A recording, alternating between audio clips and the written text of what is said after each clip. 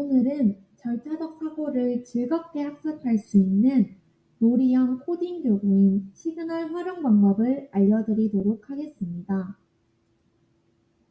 먼저 시그널을 통해 학습할 수 있는 교육과정 개념을 소개하겠습니다. 다음으론 시그널 게임에 대한 자세한 소개와 마지막으로 수업에서 어떻게 활용될 수 있는지 방안을 알려드리겠습니다.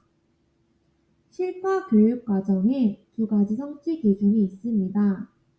또한 실과 관련 단원으로 세 가지 단원이 있습니다. 오늘은 이 성취 기준 단원과 밀접히 관련 있는 보드게임 시그널을 소개하겠습니다. 시그널은 신호를 보내다 라는 뜻으로 5개의 주사위를 굴려 나온 코드를 적절히 조합하고 로봇말에 신호를 보내 필요한 부품을 얻는 게임입니다. 이 게임을 통해서 절차적 사고의 원리를 이해할 수 있을 뿐 아니라 컴퓨터의 대표적인 알고리즘인 순차와 반복 구조에 대해 배우고 익히며 정해진 규칙과 주어진 조건 하에서 알고리즘 설계를 연습해 볼 수 있습니다. 교육과정 속 관련 개념을 자세히 알아보겠습니다. 먼저 첫 번째 개념은 절차적 사고입니다. 절차적 사고란 문제를 효율적으로 해결하기 위해 문제를 작은 단위로 나누고 각각을 단계별로 처리하는 사고 과정입니다. 이러한 절차적 사고는 일상생활의 복잡한 문제를 해결하는 데 도움을 줄 뿐 아니라 앞으로 학생들이 프로그래밍을 할 때 정확한 산출물을 내는 데 도움을 줍니다. 따라서 학생들은 시그널 게임에서 명령 코드를 조합하며 정확한 수행과 오류 방지를 최소화하는 것을 연습해 볼 수 있습니다. 두 번째 개념은 프로그래밍입니다. 프로그래밍이란 컴퓨터가 수행할 작업을 명령어 형태로 작성하는 과정입니다. 컴퓨터가 이해할 수 있는 말을 프로그래밍 언어라고 합니다. 컴퓨터는 특정 문제를 해결하거나 기능을 수행하기 위해 프로그래밍 언어만을 사용하여 코드를 작성해야 합니다. 따라서 학생들이 프로그래밍 언어를 이해하기 위해 명령어 작성 연습을 잘 해보는 것이 중요합니다. 학생들은 시그널 코드의 순서를 조합하는 과정에서 프로그래밍을 경험해 볼 수 있습니다. 세 번째 개념으론 알고리즘 개념입니다. 알고리즘이란 행동이나 문제를 해결하기 위한 과정을 의미합니다. 컴퓨터의 알고리즘을 작성하는 방법 중 대표적인 세 가지 방법이 있습니다. 첫째, 순차 구조. 학생들은 주사위 순서를 정했다면 첫 번째 주사위부터 차례대로 명령을 실행해야 합니다. 둘째, 선택 구조. 학생들은 자신이 찾는 퍼즐 조각만을 선택해야 합니다. 셋째, 반복 구조. 반복 시그널 코드를 통해 처음부터 실행을 다시 반복해야 합니다. 따라서 오늘은 놀이 활동으로 절차적 사고와 프로그래밍을 즐겁게 경험할 수 있는 시그널 게임을 소개하겠습니다. 구성품은 다음과 같습니다. 이 게임의 구성품은 총 5종류로 다음과 같습니다. 보드판에는 저항으로 생긴 선이 있습니다. 저항으로 생긴 선에 로봇 부품을 두어야 합니다. 또한 로봇은 저항을 통과하여 이동할 수 없기 때문에 절차적 사고를 통해 정확한 알고리즘을 설계할 수 있도록 강조해야 합니다.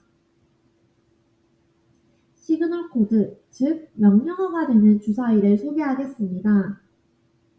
시그널 코드는 총 5개가 있으며 한 개의 주사위에는 로봇이 바라보는 방향으로 한 칸 직진을 의미하는 직진이 4면, 반복 구간 안에 있는 명령을 반복하도록 명령을 내리는 반복이 1면, 제자리에서 오른쪽으로 회전을 의미하는 우회전 1면, 제자리에서 왼쪽 회전을 의미하는 좌회전 한 면으로 이루어져 있습니다. 그중 반복 코드에 대해 자세히 알아보겠습니다. 반복 코드는 다음과 같습니다. 만약 직진과 반복 코드만 사용하기로 했다면 직진을 2번 해야 합니다. 만약 우회전, 직진, 반복 코드가 나왔다면 우회전, 직진, 우회전, 직진 코드만을 사용해야 합니다. 반복을 사용할 때 주의사항은 다음과 같습니다. 만약 반복 코드를 학생이 2번 사용하려는 것과 반복만 있는 명령을 사용할 경우 되지 않는다고 해야 합니다. 게임하는 방법은 다음과 같습니다.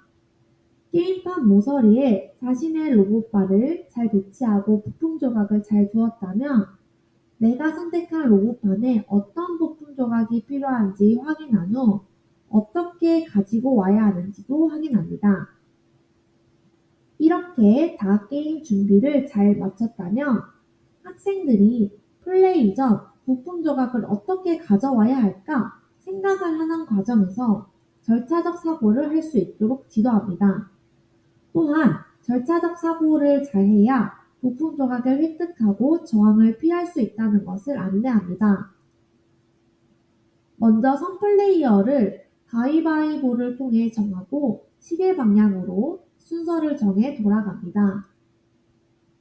5개의 주사위를 던져 나온 시그널 코드를 마음대로 조합해서 로봇말을 이동시킬 수 있습니다. 이때 5개의 코드를 모두 사용해도 되고 원하는 코드만 사용해도 됩니다. 선택하고 싶지 않다면 다음 사람에게 턴을 넘길 수 있습니다. 이때 학생들은 컴퓨터의 프로그래밍 중 숫자와 조건 구조를 많이 사용한다는 것을 게임이 끝나면 함께 지도할 수 있도록 합니다. 주의점은 로봇말이 저항을 통과하여 이동할 수 없기 때문에 저항을 피해 이동할 수 있도록 알고리즘을 설계해야 한다는 것을 안내합니다. 놀이 진행 과정은 다음과 같습니다.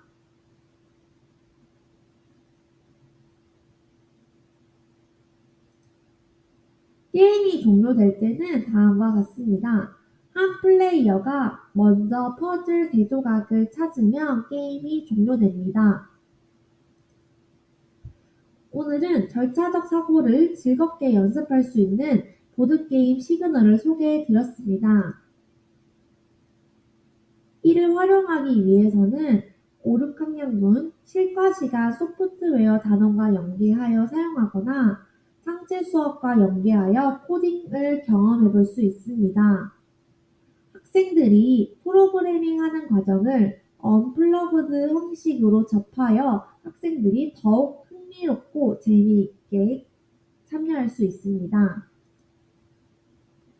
수업의 흐름은 먼저 첫째, 보드게임을 하기 전 학생들이 로봇을 이동하기 위해선 어떤 명령어가 필요한지 교사와 함께 명령어 작성을 연습하는 과정을 해봅니다.